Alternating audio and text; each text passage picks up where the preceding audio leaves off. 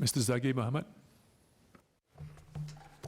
Chairman, recently Changi Airport announced that it's expected to charge travellers and airlines more to fund the Changi East project, which includes the new Terminal 5. On February 28, the Ministry of Transport and the Civil Aviation Authority of Singapore announced that the travellers flying out of Changi Airport will have to pay $13.30 more from July 1st due to an increase in passenger fees and a new levy to fund the Changi East project. A bulk of this, $10.80, comes from the Airport Development Levy.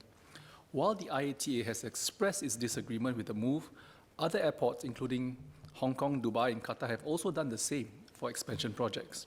However, the Incheon Airport expansion was done without having to raise charges, and therefore these raise the questions of whether it is possible to optimize our expenditure on the new airport while still keeping to the required international standards and expectations of Changi. And if we do have to increase passenger fees, can we not do it in a differentiated way, whereby long-haul passengers end up paying more than regional passengers? That way, we still don't have to lose our competitiveness as a regional hub. The impending demise of the A380 fleet that has previously heralded the long-haul hub-and-spoke model of air travel is under threat. And so perhaps Changi Airport should focus more on consolidating its position as a regional hub. The Changi East project is expected to also require funding out of the government budget for several years.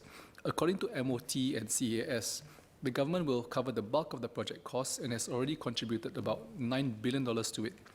Though the agencies have ruled out borrowing to finance the entire cost of the project, the Changi Airport Group and airport users are expected to help shoulder the financial burden of the project so as to help balance the future burden on taxpayers. With these updates, it will be useful for the Ministry to update us on the projected costs of the new Terminal 5 and how much more of these costs will come from government coffers. In addition, can the Ministry also update us on what alternative means of funding it plans to undertake? Will the Ministry consider raising funds or bonds in the private market? And why is the government funding a major part of the expenditure rather than leave it to Temasek Holdings to fund it from the private market?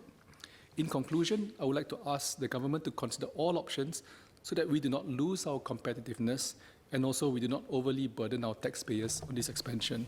Thank you, Mr. Chairman.